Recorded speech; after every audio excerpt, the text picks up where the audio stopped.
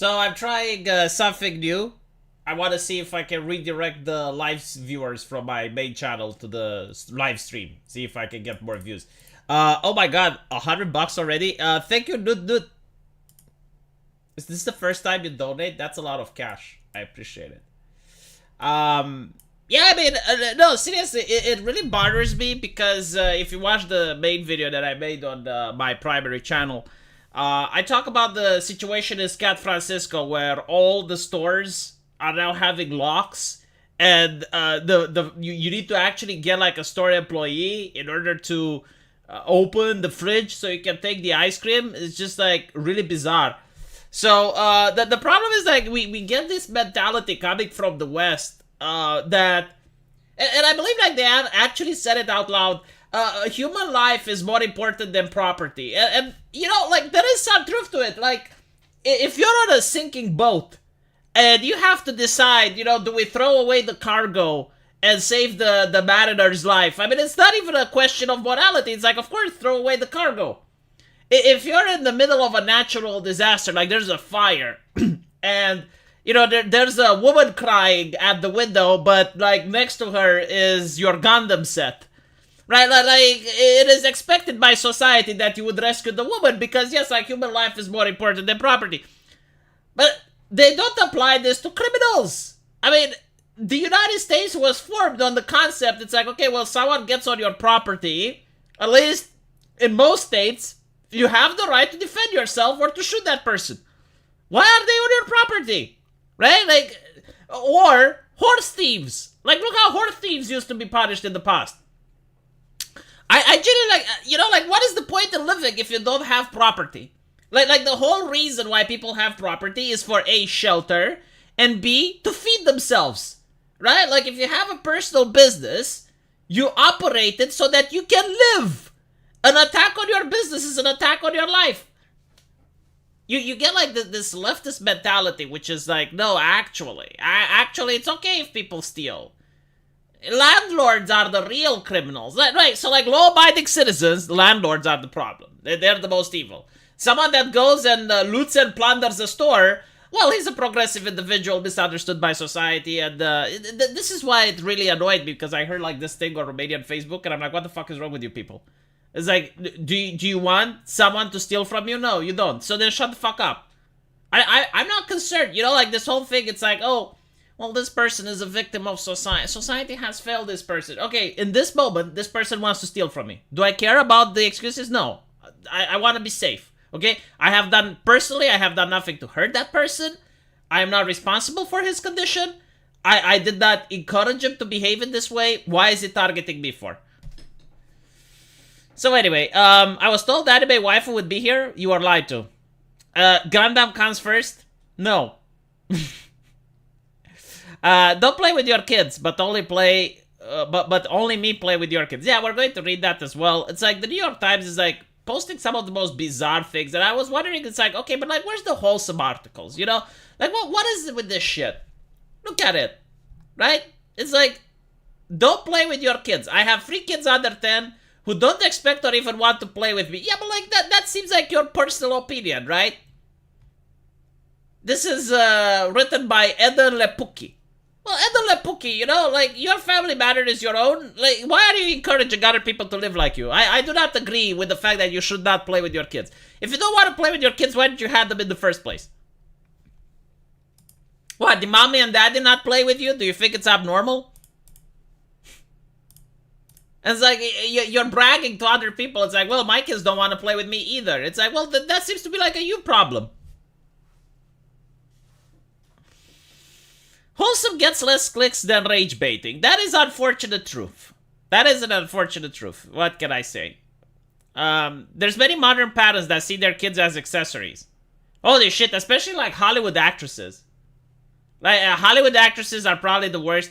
Especially the ones that go and adopt a couple of kids. I mean, I don't know if I should judge them. Like, at the end of the day, you know, I would like to be adopted by a Hollywood royalty and live a life of luxury and shit. But you get the feeling that they're doing it not because they want to help someone, but because they want to be recognized as great and moral people, right? Bastions of morality. And the problem with this is like I generally like do not know the relationship those kids have at home with their moms, their adopted moms. Like Hollywood actors used to do this back in the day. Like they would adopt like a couple of starving kids from Africa, you know. Like from the kid's perspective, it's probably an upgrade. But I'm curious, like, did the actor do it like legitimately because they care about kids in Africa, or is it like they wanted the brand recognition? And it's also the question, like, what type of life do those kids have? Like, it would be interesting to follow. Now, I noticed that a lot of Hollywood kids are transitioning at a very early age, like 5 or 6, you know, and it's interesting. That's all I've got to say. It's very interesting. These boys I adopted are Charlie girls now. Yes, like, literally, that's the Hollywood actress mindset now. It's interesting, isn't it? Like, I think, like, there's a Hollywood actress which has 2 children. And both of them have transitioned. And you have to wonder, like, what are the odds? It's almost like winning the lottery, isn't it? Like, what a lucky parent. Unironically, right? Like, it should be celebrated, because I understand it's a good thing. So, yes, it's a very progressive household. But it's just, like, curious, like, how can it happen so often to Hollywood actors? I should adopt one of my chat. I'll probably adopt the one of you that's richest. I will definitely adopt Nut Nut, because he gave me $100. Charlie Theron adopted 2 kids from Africa. Not sure they're so happy now. Well, what happened with them? I generally, like, am interested now. You know, like, now that you bring it up, I am curious to know, like, how the life of children adopted by actors end up being after, like, 20 or 30 years. Like, where do they end up? Ignore your normal instincts, bigot. Yeah, well, there is a word on noticing. Like, you're not allowed to notice. You saw it literally in the CNN article. It's like, corporate doesn't like the chain because it sends the wrong message. And I'm thinking, like, do you think people are blind? Like, do you honestly think that, you know, if things are so bad in that store, to the point where they have, like, 10 thefts a day, do you think that outside of the store, it's a peaceful utopia? Like, there's no crime happening outside, that it's only in the store? Angelina Jolie's kids are trans. Okay. Megan Fox, all 3 kids are trans. Oh, we reached the number 3. I only heard about 2. The left has a selective belief in free will. They can't help it. They don't have free will. So it's immoral to punish them. No, it's not really like that. I think in the Gulag Archipelago, it's explained the best, right? So basically, if they catch a normal citizen with a knife, they treat him like a terrorist. But if they catch a criminal with a knife, it's a slap on the wrist. Because, well, you know, society has failed him. Oh, well, he doesn't know any better. Oh, well, it's expected of him. There was, like, this Jewish lady. She worked at The Guardian. And basically, like, the reason she left The Guardian was because she felt that the publication was too anti-Semitic. Because they were always siding with Palestine over Israel. And she basically talks about how when Israel would do something, it was in the news 24/7. But when Palestine did something, it was barely mentioned.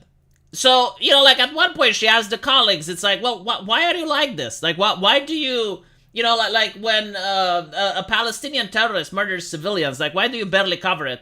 But when the Israels do something, then it's covered 24/7. And they explained, it's like, well, because the Palestinians don't know any better, right? Like, the people of Israel are much more educated, and they should know better. And I'm thinking, like, yeah, but, like, this is not the normal standard, all right? Like, if you're going to, even, like, okay, let's put it in the family, right? So you have, like, 2 brothers, and you're the parent. If you're going to treat the children like this, oh my God, the resentment you're going to foster upon one of the kids is astonishing. Like, you know, always treat one brother with kid gloves, like, no matter what he does, and the other brother incredibly harshly. Like, even the smallest thing that they do wrong, you know, just maximum punishment. And then use the justification, yeah, but, like, your other brother, you know, he doesn't know any better. It's like, we failed him. We failed him, and, like, we didn't spend as much time educating him. We didn't spend as much time playing with him. We didn't spend that much. Like, Jesus, can you imagine? Holy shit, like the resentment between those 2 brothers is going to be surreal. Because one brother is going to think that he is worthy and better than the other, and the other brother is going to view himself as being oppressed. And he probably is. It's not even like the bigotry of low expectations. I think it's like legitimately trying to foster hatred. Like, I can't explain it any other way. Like, this is an agenda where you want two groups of people to hate each other. Like, by the way, like a revolutionary ideology like Marxism or any offshoot of it, like, legitimately tries to accomplish this. So, I remember a time when ignorance wasn't an excuse. It's not even ignorance. Like, the criminal knows what he is doing. Right? Like, the criminal understands that what he is doing is illegal, but he knows he's not going to get caught, so he does it anyway. Can't imagine I went through it. Yeah. Like, the thing is, like, I went through it as well. So my parents had family friends in another town. And that family had a smaller kid than me. I think like he was smaller with 2 or 3 years or something like that. But the difference is that he was very spoiled. And my parents were very harsh. So every time we went there, that kid would create like havoc and a lot of problems. And it was always excusable as, well, he's younger than you. You know, like for example, if he stole my toy, I should be more understanding because he's younger than me. If he attacked me, and by attack I mean like play fighting, right? I should be more tolerant because he's younger than me. My God, like the resentment that I had, I think like even years passed, it went to the realm of irrationality. Like even now, I know that kid, right? Well, now he's an adult, he's married, he's getting his own children. I still don't like him. Like that's the thing, I still don't like, and I know it's irrational, but it's like simply due to that like childhood trauma, you can say. It is the worst thing you can do when you treat two children differently. Like you treat one of them, like for example, you tell one kid you're not allowed to eat dessert before dinner, right? And the other kid eats it. Like you grow animosity, and you're like, well, why is that kid eating it? It's like, well, yeah, but like he's younger, like he's still growing or some shit like that. And you're like, what the fuck? You're not allowed to watch TV after 9 p.m. He's allowed to. Like all this shit. Like, it's meaningless, it's trivial, but I guarantee to you, like, even with trivial stuff like this, you're guaranteed to get resentment. This happens to me when I was 5 years old. Yeah, I mean, it is what it is, and it's nothing you can do about it, I guess. It's like very difficult to work through the trauma. Generational trauma. They hold civilized people to a higher standard than their preferred class. It's actual racism to have such low expectations. They aren't accountable for the actions, but you are. Yeah, pretty much. Pretty much. And but not only that, because the people that aren't being held accountable, like they're smart individuals, they know what's going on. So that, like imagine this, you go to a different society. Like let's say you travel to an alternate dimension. And there's like this really nice city, this really nice place where people emigrate to. And everyone there, is like, let's say a blue person, like they're like these blue aliens. And they have their own society, their way of life, and it's very good. And you go there, and you notice that their laws don't apply to you. So, initially, maybe you do some small crime, maybe you litter. And you notice that when a blue alien litters, he immediately gets punished and fined. When you litter, nothing happens, right? You're allowed to go on public transport without a ticket. And when you're caught, nothing happens to you. When they're caught, they get punished. Eventually, it's enough if even like 1% of people like you are going to realize, hold on a little bit, like we're above the law. And at one point, breaking the law is fun, right? Like, why do you think there are neighborhoods where entire windows are broken? Is it because like the people there enjoy breaking windows compared to other neighborhoods? No, it's simply due to the fact that breaking windows is fun, right? Like the throwing the pebble, seeing the window crack. Some people enjoy doing that. And if there's no repercussion, if there's no punishment, people will do it. So when you don't apply the law, when you allow people to normalize, I mean, it's literally the same ideology that points out that racist jokes cause racism because it normalizes it. Right? Sexist jokes cause sexism because it normalizes it. But for some fucking reason, allowing crime to go unpunished doesn't normalize crime. Hello, Zephyr. How's it going? He's below Darkside Phil in ranking. So he won't stream till he gets good. Oh, you're talking about my Street Fighter stuff? There's not that many people that watch it. And I did get people that disliked the fact that I'm streaming video games. I'm diamond ranked now, so it's not. I don't think that I'm below DSP. I think I'm actually either at the same level or better than him. The thing is, like, if I keep playing, I would probably go to Diamond 2 stars or 3 stars. But like, I don't want to invest that much time in a game, and honestly, I just play it for fun at this point. There's no reason to go up in rank. The thing is, like, when you go up in rank in video games, it's very difficult to find matchmaking. Like, if you manage to... In League of Legends as well. If you manage to go all the way to Masters, you can wait all the way to 30 minutes for a match. And that's not something that's pleasant and desirable. I will tell you this about Street Fighter 6. There are a couple of characters that I really hate in this game. Like, Street Fighter 5 didn't have this problem. Street Fighter 4 didn't. But Street Fighter 6, my fucking god, there's a couple of characters that are utter and fucking cancer. Like, they completely break the game. Honda, Blanca, J fucking P, and Rashid is the new cancer. So, like, JP is a little bit tolerable. I can get JP. Like, JP, you know, he hits you with a jab, and then you're full screen away, and you have to go through the obstacle course one more time. Okay, fine, you know, like, I get it. I can deal with... No, Zangief is fine.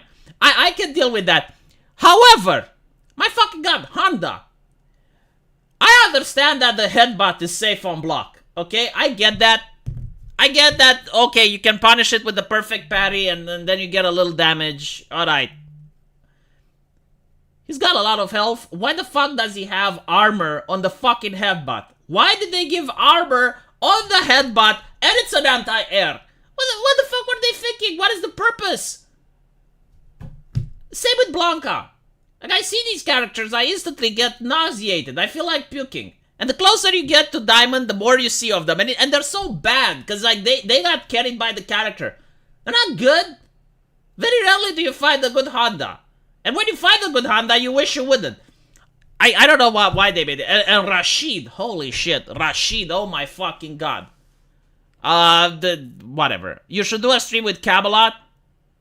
I didn't know you guys knew each other. Well, if he invites me, I would probably do it. But what would we talk about?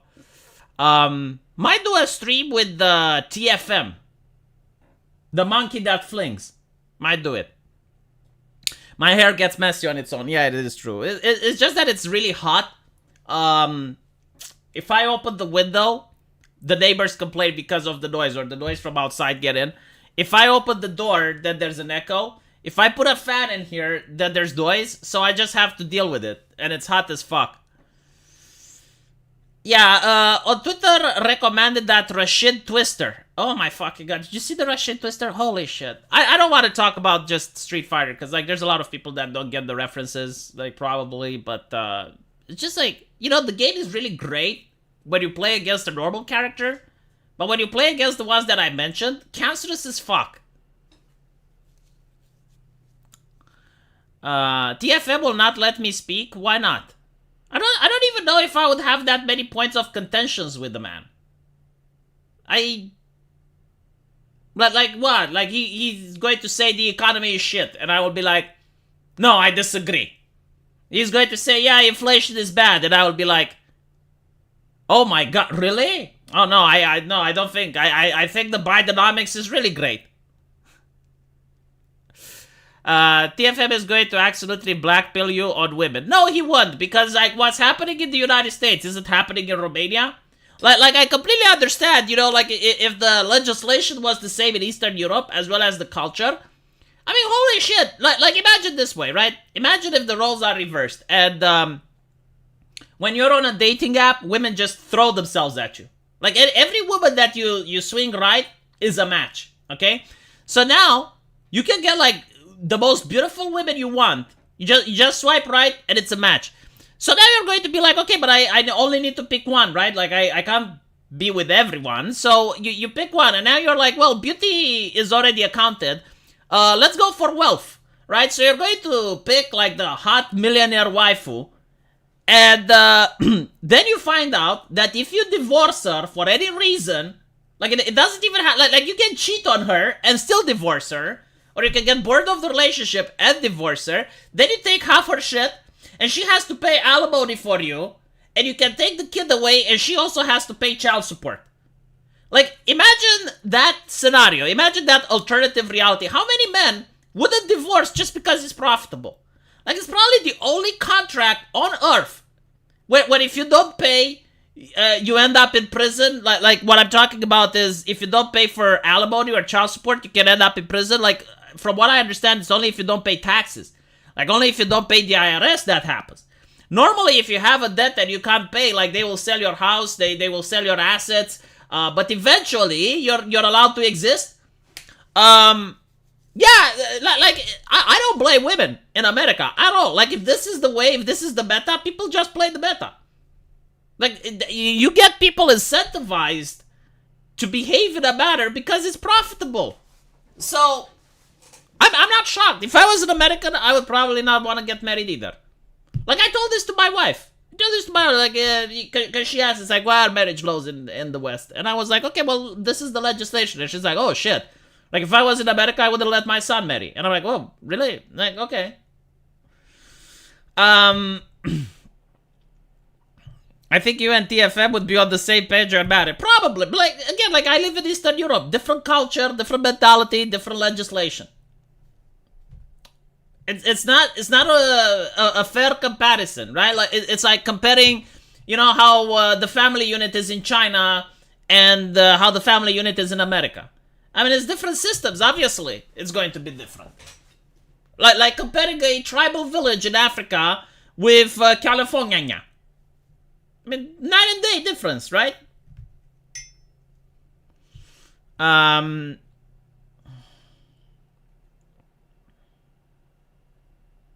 You are more based than I thought. Well, people just don't ask me questions anymore. And not only that, it's like a lot of the things that I believe, I keep for myself because we live in the age of the 3-second soundbite, right? Like, if you say something which is problematic, immediately it gets clipped. All of a sudden, it's being transported as if it's your entire ideology. I mean, look what they tried to do to Joe Rogan, right? Joe Rogan has a show that's like, what, like 5 or 7 hours? I think it's like 5 hours podcast, right? How often? Like once a week. And he has years of that shit. So we're talking about thousands, if not tens of thousands of hours of footage. And they managed to find, I think, like a compilation where he says the N-word for like 1 minute straight. But like all the time that he says the N-word is within context. It's like him reporting the news, him talking about a rapper. Like it's normal behavior. It's not like racism. But they used that clip in order to try to cancel him. I guarantee to you, if Joe Rogan wasn't rich and famous, they would have got him off the air. Question, is Canada a lost case? I will tell you this. Most people, and this is the unfortunate reality, okay? Most people do not care about social issues. They don't. The only time people care about social issues is when they affect them personally. So the question is like, the Canadian politics, how many people does it piss off? But not like piss off with the fact that you read the newspaper and oh, it's happening. Like, you need to be pissed off that it actually affects you. Like, you don't have to read the news to notice it. You know? Like, for example, in America, you have, like, the drag kids story hour bullshit, right? So, like, most people weren't upset that they read about it. Most people were upset that during the pandemic, they saw what their kids were being taught in school. Most people were upset because what the kid would come home and say, this is what we discussed at school, right? So, like, it's only when it affected them personally that they decided to go out and protest and change the school boards and shit. So that's like the number one thing when you realize that a country can change. Other time, things can affect you personally, but you justify it and you reason it. So, for instance, during the pandemic, right? Having to show papers to sit at a McDonald's. Like, most people justify that it's for their own safety to live under fascism and have to show documents and papers wherever you go. So when that happens, like, people are okay with it. And the question is, like, how many people are okay with it versus how many people aren't? And I think you need, like, 9% of people to be pissed off, right? And to not have, like, 9% of people that are for. And what ended up happening is, like, in Eastern Europe, most of these nations that lived under communism didn't like this shit. So they didn't put up with it. Like, we had laws, it's like, oh, you need to show papers in order to enter the mall. They weren't enforced. Right? Like, Hungary, for example, was considered to be one of the most fascistic states during the pandemic, and it had, like, such strict rules and regulations. No one gave a shit. Like, on paper, the rules were there, but people didn't care about them. Meanwhile, you look at a place like Germany, which, well, they were a little bit more softer, but they applied the rules very heavily. Like, for example, I had a friend of mine who's a doctor, works in a town in Germany, got her mother there, and apparently, like, they were talking without a face mask, and immediately, like, a van pulled over. There were cops, you know, those cops with, we call them the masked ones, but, you know, they look like SWAT, but in Germany they're probably called something different. Tells her to mask up. Like, holy shit, you know, like, that was a little bit extreme. But my point is, it really depends on the culture and the population. Like, some people are willing to put up with fascist shit, other people aren't. So if you're asking me about Canada, it's like, how many people is it actually affecting? How many people know why it's affecting them? Because if you have, like, inflation, and people go, oh, well, it's corporations being greedy. It's just companies being greedy. You know, all the companies, last night, they phoned each other, and they were like, hey, let's raise the prices for no fucking reason whatsoever. Why? Because we're greedy. Like, if that is the thing, then yeah, okay. Then if people believe that, you're not going to notice any change. Putin curbed COVID in the European Union. Unironically, like, after the invasion in Ukraine, I think it was like a couple of days, and then, like, no one talked about COVID anymore at all. Like, the subject was completely dropped. I do think, like, the subject would have been dropped naturally, but, like, that was definitely the news cycle that killed it. Didn't Germany have concentration camps for COVID? I think you're mistaking it with Australia. Like, Australia was getting really hardcore on this. Austria's president was caught breaking his own mandate by going to a pub, and he was like, oh, well, I'm a citizen like everyone else, so I'll just pay the fine. And I'm like, motherfucker, you're not like everyone else, right? You can still go to work, and you can still make money, and you make a lot of cash. Meanwhile, someone that had is a waitress and had her restaurant shut down and is not making any cash, well, getting a fine for the same shit you did can be crippling for her. What is your opinion of the people in Romania moving to Europe? Because in Bulgaria, it feels like COVID vaccines were forced. I don't understand the question. Like, what does one have with the other? What is my opinion on people in Romania about moving to Europe? Oh, they don't like it. Like, usually it comes, like, the conversation comes every 4 years, and it's like, oh, well, you know, we want to adopt the euro, and it's like, oh, well, unfortunately, it's not possible. But I don't think it's a good idea. Like, why adopt the euro? What is the benefit? Like, all the nations that adopted the euro ended up suffering economically because of it. And once you adopt it, it's very difficult to get out of it. So, I don't understand. Like, why should you adopt the euro?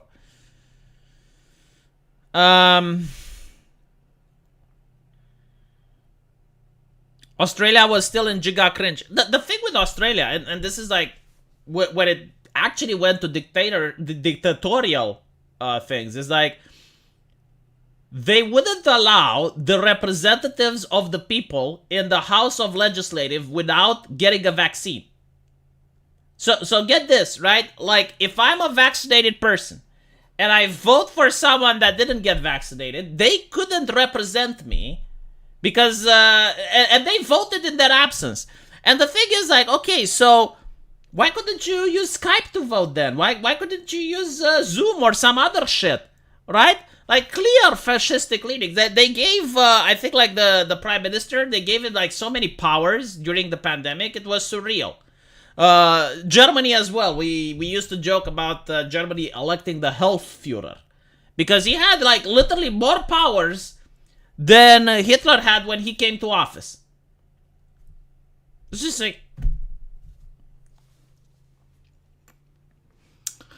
I think Australians at large supported these restrictions. Yeah, no, like, legit. Like, countries that went... Israel as well. Like, Israel is probably one of the only countries on earth that protested to get restrictions. Like, you notice restrictions in most other countries that people were protesting so that they get lifted. In Israel, they protested to install the restrictions. And you also have like countries like Germany or Austria. And this is the mindset, right? This is the collectivist mindset that I keep talking about. Like they would say, what's good for me is good for everyone.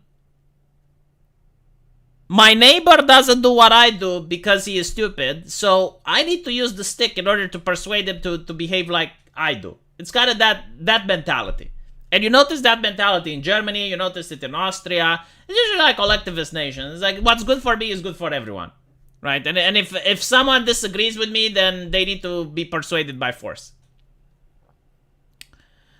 Pretty sure they did use Zoom. No, they didn't use Zoom for voting. Like, they may have used Zoom in order to have conversations and stuff, but, like, for voting, they didn't.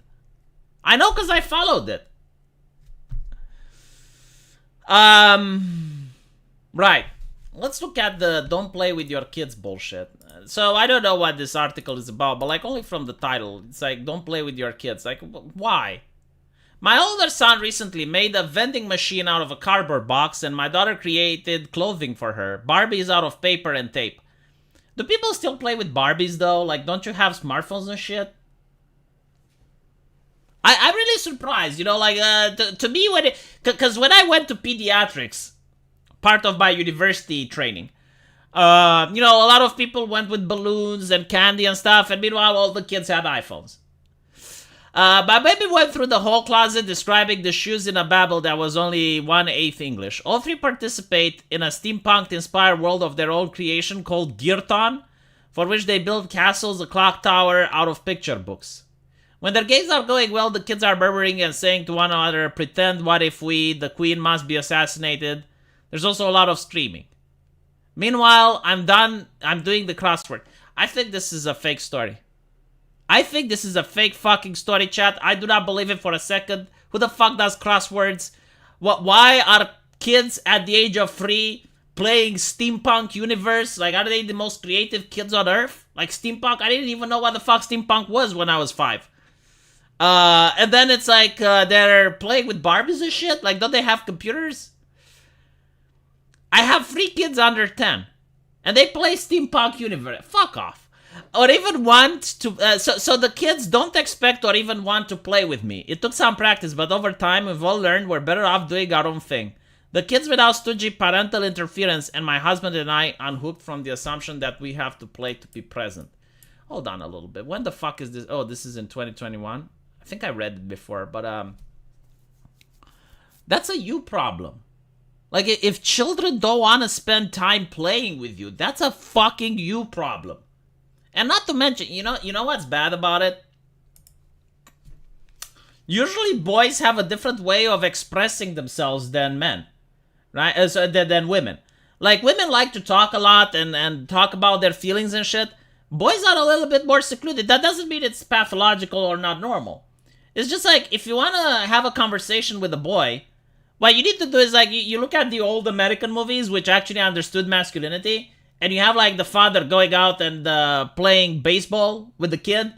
And while they're playing baseball, it's like, so, tell me what happened at school and shit. That is the way you can socialize with a man. Right? Like, by engaging with an activity, and while engaging in the activity, you're talking about issues. If you don't want to play with your kid, it's going to be very difficult for your boy to open up about the issues that he is feeling. During lockdowns, did any government offer tax breaks if you could not pay them because you had no clients? Some did.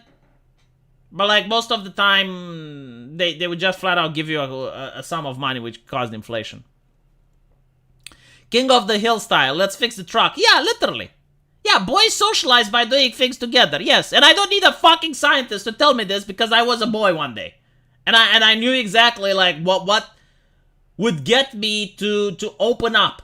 Like, if you just, like, the most awkward thing, and it was awkward, it wasn't like, I felt, because, like, they gaslight people, and they say, well, like, they feel insecure, it's about masculinity. No, like, no one told me this. But if my mom, took me in the room, and she went, like, tell me about this new girlfriend you're having. Like, are you using condom? Are you using protection? That would have been, like, the most cringe thing ever. Like, it would be an uncomfortable conversation to be had, right? But if my dad would say, let's go fix the truck, and while you're fixing the truck, dad is like, so, did you meet any girls at school? And I'm like, yeah, like I have this one I like. And he would be like, oh, so did you manage to kiss her or something? Like, if that is a conversation, it feels less cringe while you're fixing the fucking truck. I don't know, it's just like, it is what it is. Like, I don't know how to explain it. But it's definitely a way to engage without making it feel awkward. And if it's not awkward, you feel like opening up more. And when especially like the other guy goes like, oh yeah, so like I used to blah blah blah. And when I was a teenager, I also blah blah blah. And you're like, oh, so how did you manage to do it? Like, seriously, like, these things are so fucking common sense. But you have gaslitters, you have like psychologists and all the experts that are telling you, no, actually, men don't feel like opening up because society tries to teach them to be masculine. And, being masculine means that opening up is bad and blah, blah, blah. Lamau, I still can't find the girlfriend. Yeah, I mean, like, look, if dad takes you to fix the truck, and while you're fixing the truck, you like, pass me the 6-iron, and, like, when I was your age, I would meet a lot of girls, like, why, are you having problems, or, like, do you not know how to talk with them? Like, it depends how you frame it, but if you frame it in the right way, and you're also doing something else that takes your mind off of the conversation, then that's how you talk with a boy.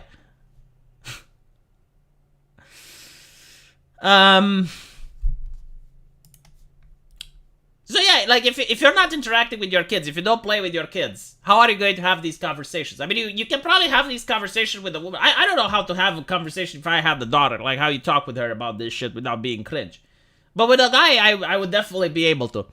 It wasn't always this way. As a toddler, my first child wasn't digging in the trash or chewing in the couch cushions.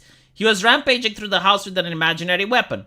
He never listened. He tried to run into traffic. The constant wrangling and vigilance were so exhausting that me and my husband, I didn't have the energy to play the way my son preferred. What the fuck? Like, I never felt like running into traffic, lady. None of my friends felt like running into traffic.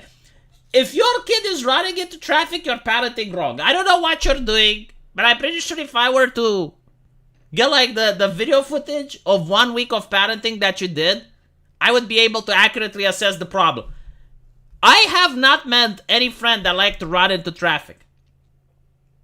Like, since I was a kid, I knew I'm not supposed to cross the street without an adult being there. Like, that was just like ingrained. It was like, the sun rises in the morning type of shit. Like, it's inconceivable to even think of getting past the street if a parent wasn't there. And my friends were the same. So I don't know how, like, you're having this issue. Anything that involved full body contact or pretend violence. Instead, I said no and stopped all day long. And when my scold escaped into the playing, I felt guilty and frustrated. I was a terrible playmate. A tired mother who did little beyond obstructing. Well, yeah, because, look, boys like physical activities. It's not wrong. It's healthy. Right? Like, if girls don't prefer to have this type of physical activity, some girls do. But if girls don't prefer to have, like, this type of physical activity, that doesn't mean that when the boys do it, it's pathological. Like, we need to stop applying the standard for girls to boys. It's unhealthy. Vice versa as well. Like, imagine if you applied the standards for boys to a girl. And you go to a girl and you're like, why are you so passive? Why don't you do a little bit of rough playing with your other friends? Why don't you, play Ruby or whatever the American games are, huh? Like, which one is more of a contact sport? Dodgeball, right? You go to a girl, it's like, why don't you play dodgeball? You need to throw harder, punch. Like, if you were to apply this, like, why are you reading these girly novels? Why don't you read something like for men, like an action-packed thing? Read, play God of War, play with Kratos. It's like, leave kids alone. Like, what the fuck? But like, the problem is, like, when one kid does something, they apply the standards for girls to boys. And it's like, yeah, like, if your kid likes to run around with the make-believe sword in the house, and he is doing all of this thing that you call violence, which is not really violence, like, it's play fighting, there's nothing wrong with them. Now, if you can't participate, that's fine, but where the fuck is your husband? Like, your husband should be able to participate with that. When my son was about 3, I realized his fictive worlds were vivid enough to continue without me. All he needed at first was a listener. After a while, he would head into his bedroom alone to transform it into the place he lived in his mind. It was freedom for all of us. Little by little, my husband and I would stretch the time our son could safely play by himself. Yeah, but like, he needs socializing, woman! Like, just because he can't play by himself, that's not a good thing. Right? And I understand, like, it's easy for you. Like, if you want the easy, give him a crack pipe and an Xbox and you're done. But that's not parenting. Holy shit. The problem is, like, okay, this is what you did. But the fact that you're encouraging other people to do it as well is concerning. My daughter was born a year after. She is shy and moody, and she had been content to play on her own since we could crawl. I've never met a more self-possessed child. She used to tell me when she needed a nap. She has never liked the sorts of games her brother prefers. Oh my god, really? And play between them has always been a negotiation.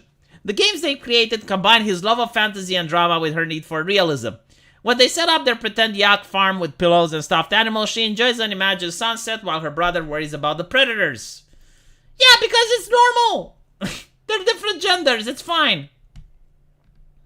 Hello from San Francisco. This problem is much worse than the stores. Stores are normal now. Police will do anything to avoid actually arresting criminals. This is literally what I said in my video. I did say it's like, if this is with the stores, imagine what the fuck is outside. Yeah, like literally they're neglecting their child. That's what she's saying. She definitely has her kids on meds. That's another American thing, you know, the ADHD bullshit. Like, I have seen the difference between Eastern European psychiatric mindset and American mindset. American mindset, oh my god, my young boy, oh, he is so energetic, he can't focus. Oh, that's fine, give him pills.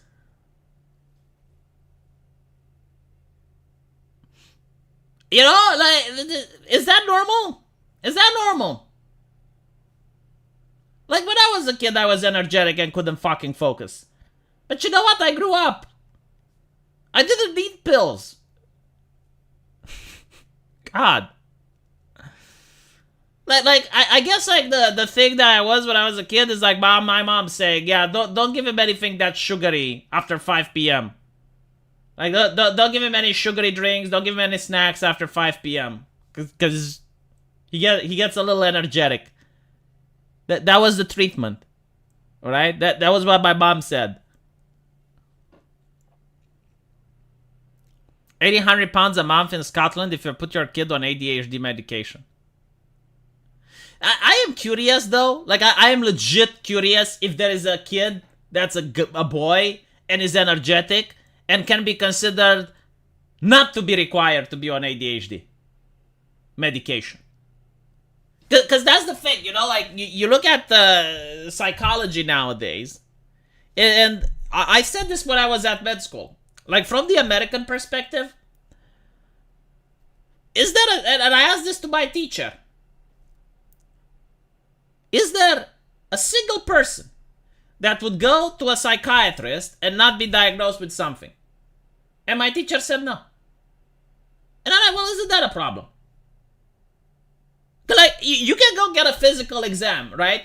You get a physical exam, and if you're young, they will say, no, you're healthy, you're fine, right? Like, they can do an MRI test, they can do some ultrasound, they do your blood works, they take your EKG, and they will say, yeah, no, you're fine, like, you're healthy. But can they do that with, like, a psychiatrist? No. Like, they will always find something. And I'm like, well, isn't that concerning? Like, is that normal? And by the way, like, the reason is, like, if you go back in time, like, you go, let's say, to the 1950s, you'll notice that that wasn't the case. It's just that they keep expanding the definitions, they keep adding new shit. I had to give my kids pills. He had worms. Yeah, but, like, that's different. Yeah, it's like no one is considered normal in the head. Like here's the definition between a pathology and when the doctors just want to make money off of patients. Chronic masturbation. Okay? My favorite topic. I'm going to get clipped with that, aren't I?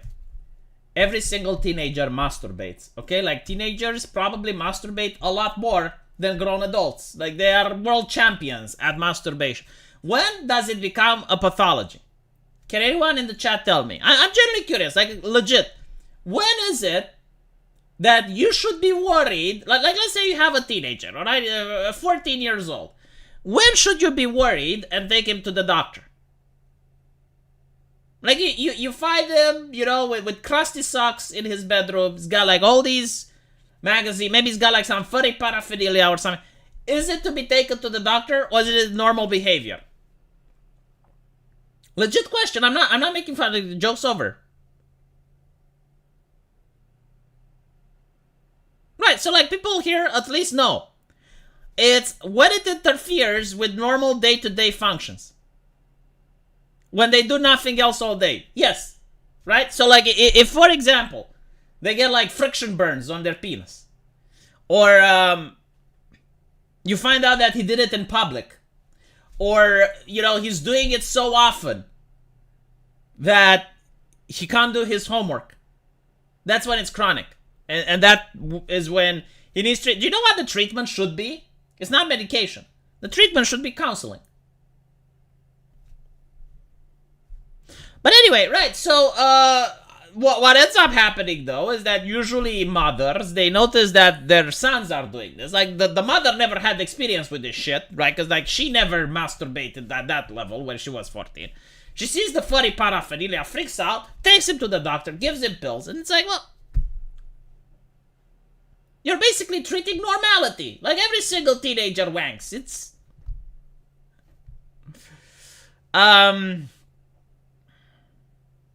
When the wee-wee starts turning into diamond from the intense pressure. Yeah, it's pretty much... But my point is, that is the difference between a pathology and normal behavior. It's when the normal behavior... It's when the thing starts interfering with your life. So, another example, and this is one that actually the university professor gave to us.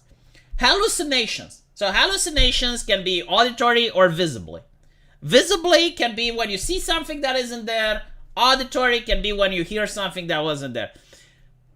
Every single person experiences some hallucinations at some point in their life. So, for example, you can walk on the street and you can hear your name and you look around and you notice that there was no one and you're like, shrug, you know? Or you can think that someone knocked at the door, but it wasn't that, right?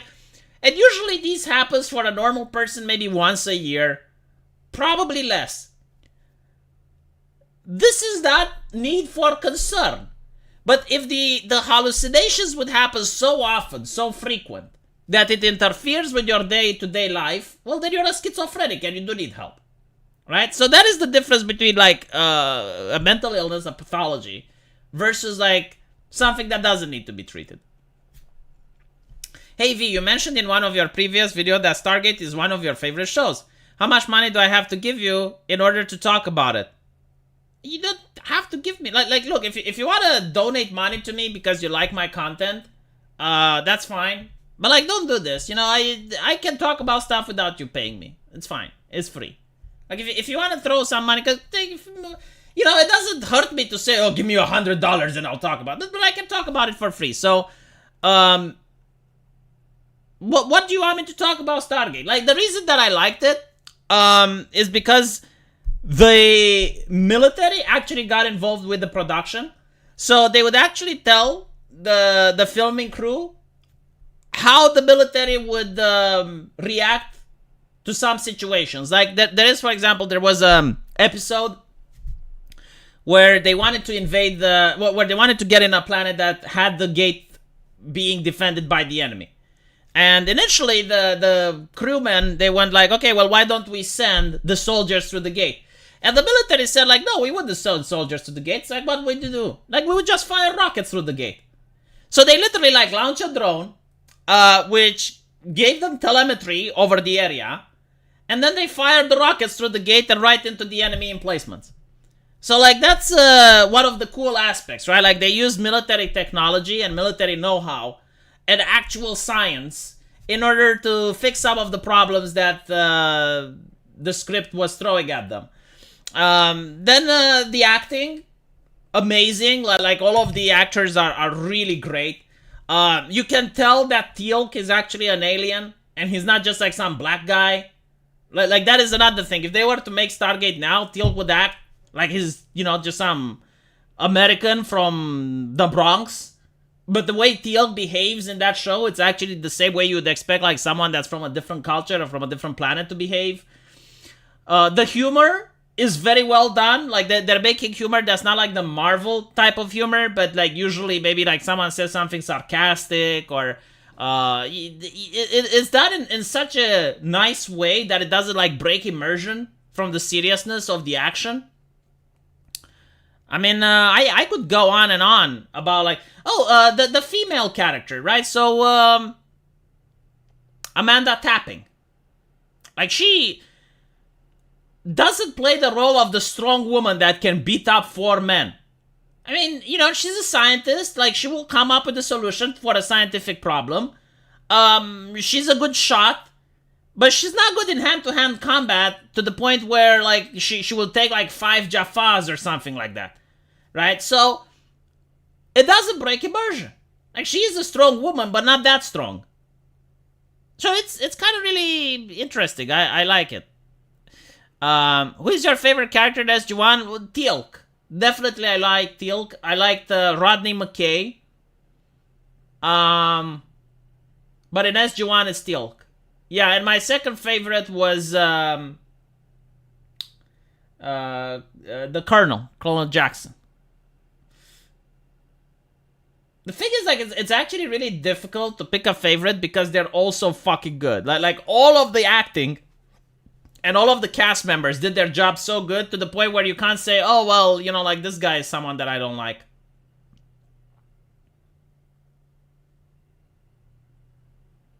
Wasn't Anderson made an honorary Air Force Brigadier General because of his working and portraying the military in a good light? I don't know about that.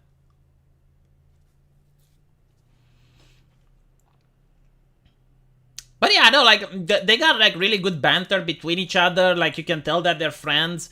This is another thing that they don't do in progressive shows anymore. Like, they don't know how to do banter. Did you notice that? Like, if the character is a minority, like, they're not allowed to make any type of banter or jokes at his expense.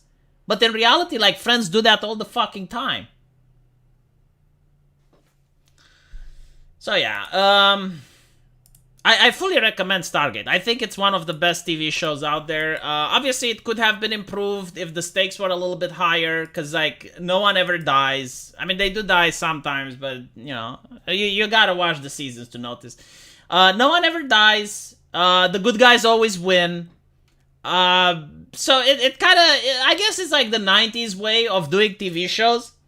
But overall, it's really great. Like, it stands up even now. I've been watching with my wife a couple of the first seasons, and it's amazingly written. It's still enjoyable to watch, and it just goes better from there. Like, the first couple of seasons, really boring, but until the Earthlings get starships, then it becomes to pick up and becomes even more interesting.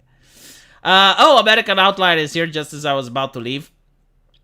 Since one of the first episodes in Stargate is about female emancipation, do you think they'd call it woke if it came out today?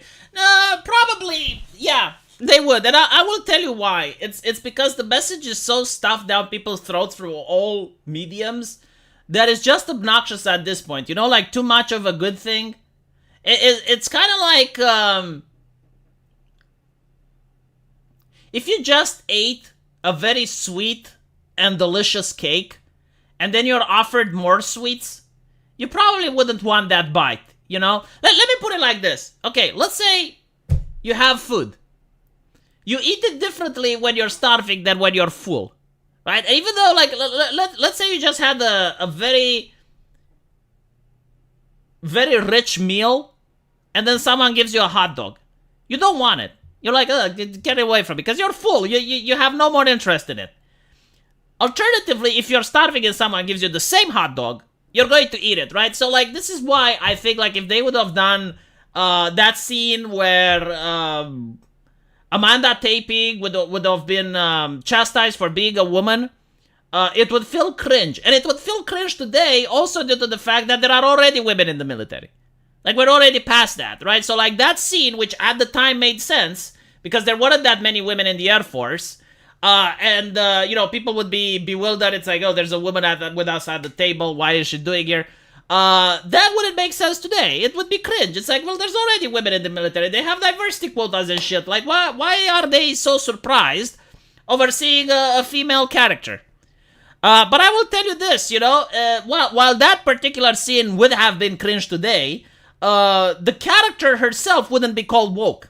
Because Amanda Taping, despite the fact that she's a scientist, she's not like the best soldier. Like, she can't beat up Teal'c, right? She can't actually... I mean, there's even a scene where she gets captured, and she's about to get raped by, like, this Mongolian chieftain from another planet. But, like, that scene is portrayed with her not being able to handle, like, the 45 guards that were making sure that she's being kept there as one of the wives. As a trophy wife, right? So she has to be rescued by the other team members. And by the way, like, the progressive would say, oh my god, well, that's sexist. Like, there is probably an episode where each of the team members is being held captive somewhere, and other people have to rescue them. Like, it's just like an interesting writing dynamic. You create tension. You take, like, one of the 5 team members, you lock them up somewhere, and you show how much they're suffering while the other people are trying to rescue him. Like, that's good storytelling. But apparently you're not allowed to do this with the woman. Like, you're allowed to do it with the man, just not the woman. So anyway, right, basically, the reason that she's not woke is because she doesn't do everything, right? So, like, she has flaws, she makes mistakes. There are places where you can see that she's part of a team. Like, just because she's a good scientist doesn't mean that she understands different cultures. Doesn't mean that she can translate alien languages. Doesn't mean that she can fight other people the same way as Teal'c can. Doesn't mean that she gets to fly a glider the same way as Teal'c, or she can fly a plane like the other pilots do, right? She doesn't have the ancient gene. I mean, there's so many things. Like, if this was a progressive show, she would have all of these. She would be able to have the ancient gene, she flies all of these spacecrafts, and she does battle, and she never says anything wrong. Movie review of The Final Countdown. It's a Western isekai. I haven't seen it, Nundut, and thank you for the $110. I tried watching Stargate Atlantis and Stargate Universe, lost interest after a few episodes in. Yeah, I mean, the thing is, like, it's the way they wrote stuff in the 90s, so it's a little bit different now, but I don't know. I personally like it, and many people who watched it liked it. It's a lot better than Star Trek, in my opinion. Yeah, she wasn't Rey from Star Wars. Universe was definitely boring. The thing with Stargate Universe, and the reason they failed, is because they had Battlestar Galactica, which was incredibly popular. And Battlestar Galactica wasn't focused that much on action, it was more focused on character drama. And it attracted a lot of the female audience, because, like, men used to like watching, spaceships going pew pew pew pew pew. But the universe, Stargate Universe and Battlestar Galactica, were focused more on the character drama, like what's happening with the person, with the character's mindset. And it was a Stargate. Like, many people hated it. So by the time it actually did get good, it got canceled.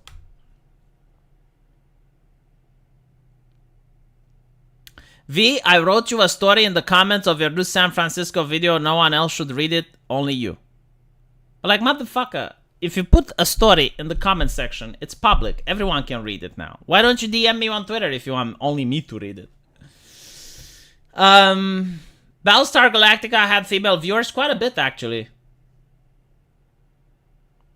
And for some fucking reason that I can't fathom, they liked Gaius Baltar. Like, Gaius Baltar, in my opinion, was one of the most hated characters that I could ever see in any television show ever. And for some reason, you'd go on the forums and women were salivating over him. I think it was The Voice or something. I can't fathom as to why. He was a coward. He got people killed. Everything that he did was wrong. Selfish. Whatever. Anyway, let me know what you guys think. I'll see you in the comment section, and now I'm going to go make the videos for my other channels. Take care.